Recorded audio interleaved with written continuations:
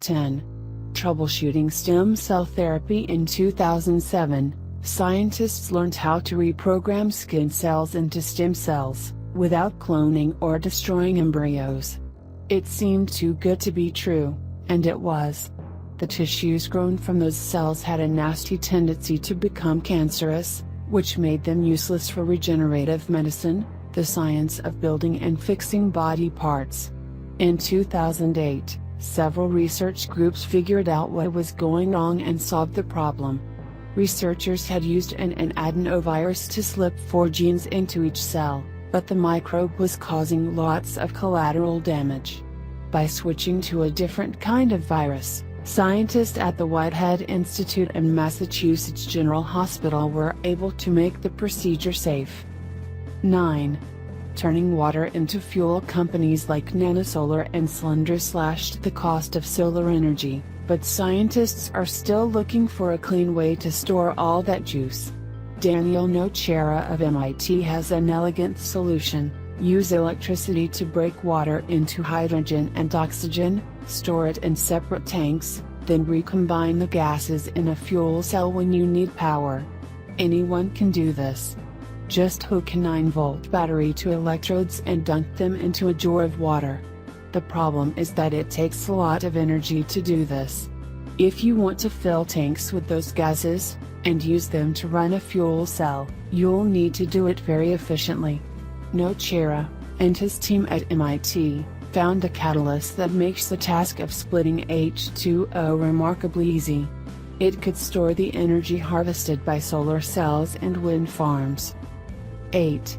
Marking greenhouse gas levels. 800,000-year high. The numbers on Wall Street were dismal in 2008, but even more frightening figures came from Antarctica.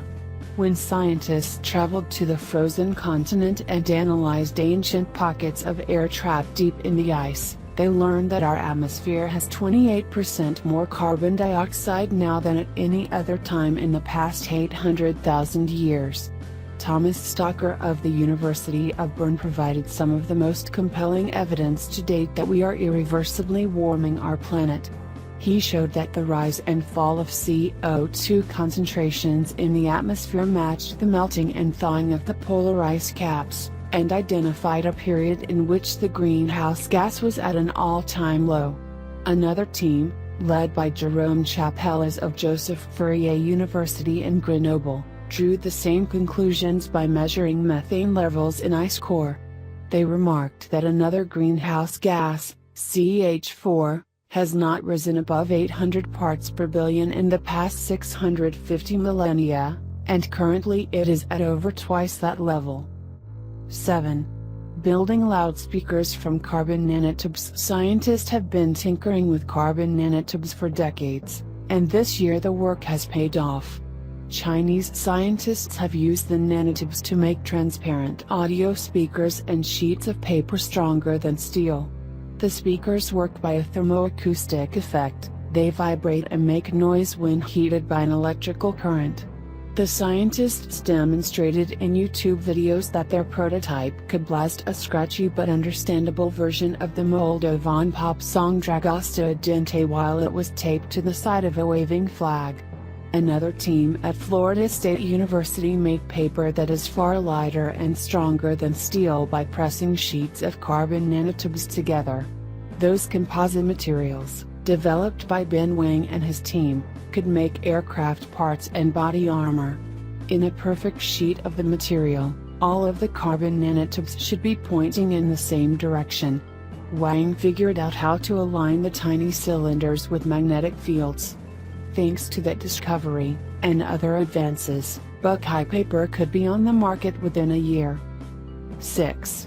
Sequencing entire genome of a cancer patient, including tumor. For the first time, doctors sequenced the entire genome of a cancer patient, and also read the genetic code of her diseased cells. That allowed them to pinpoint the exact mutations responsible for the illness. In the short run, that data will give cancer researchers a much better understanding of the disease, but their real triumph is bringing the medical community a step closer to offering personalized health care. Cancer is hard to fight because nearly every case is different, and yet doctors use a somewhat one-size-fits-all approach to treating patients. As new medications like gene therapy and RNA interference become widespread, oncologists will be able to tailor treatments for patients because of what's wrong with their genetic code. In the meantime, some physicians are using simple genetic tests to predict which medications will work well on their patients. 5. Breaking the petaflop barrier. The latest generation of supercomputers can perform more than a quadrillion operations per second, and that remarkable capability will revolutionize the way scientists do research. It will allow them to identify meaningful patterns in unfathomably large amounts of data, and perform simulations with unprecedented accuracy. Meteorologists could know exactly where a hurricane will strike days before it makes landfall. Neuroscientists may be able to emulate a simple brain. So far, 2 machines have broken the petaflop barrier, and as more follow, we'll see monumental advances in every field of science. 4. Curing HIV. In Germany, some people are remarkably resistant to HIV, and scientists have found 2 ways to give that immunity to others. In the first case, Berlin Dr. Gero Huetter transplanted bone marrow from a virus-resistant donor to a man who had both HIV and leukemia. By doing that, he cured both diseases with one treatment. It sounds great, but Huetter had to kill off his patient's immune system with drugs and radiation before replacing it with a better one. Because that tactic is tremendously harsh and risky, it is unlikely that the miraculous procedure will catch on. Instead, his victory provided solid evidence that gene editing might offer a viable solution. Every virus-resistant person has 2 mutant copies of a gene called CCR5, and a new biotech tool called zinc finger nucleases can give anyone that mutation. Instead of transferring bone marrow from another person, doctors could take a few cells from a patient, modify them to be HIV-resistant and then put them back in. 3. Finding another building block of life in our galaxy. This has been a very big year for astrobiology. Several teams of researchers have found the building blocks of life outside our solar system, and others have spotted dozens of planets that aren't much bigger than Earth. When astronomers in France pointed the Iran radio telescope at a region of the Milky Way filled with newborn stars, they found signs of a sugar molecule called glycolaldehyde. It is an ingredient of RNA, the substance that may have played a key role in the dawn of life. Until then, the organic chemical had only been spotted at the chaotic core of our galaxy. Using the Hubble telescope, another group of researchers found the first evidence of water and carbon dioxide on a planet outside our solar system. 2.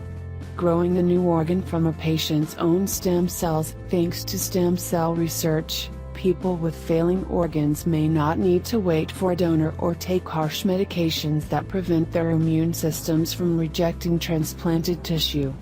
One of the greatest examples of regenerative medicine, the science of building or fixing body parts, took place this year, when doctors removed some cells from a 30-year-old woman with tuberculosis and used them to grow a new trachea, replacing a segment that was destroyed by the bacterium.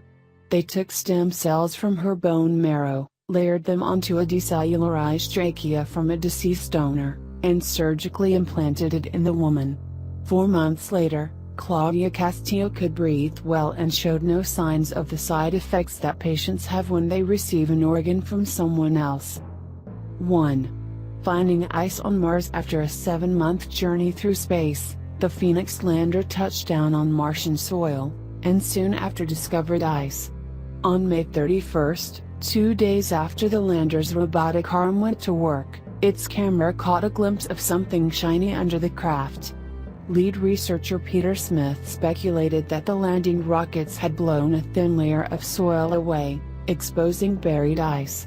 The big announcement came on June 19, after scientists compared 2 photos of a ditch called Dodo Goldilocks. In the first image, several bright nuggets were visible, and 4 days later the chunks had disappeared. Taking the temperature and atmospheric pressure into account, the specks had to be ice that sublimated after being uncovered by the mechanical claw.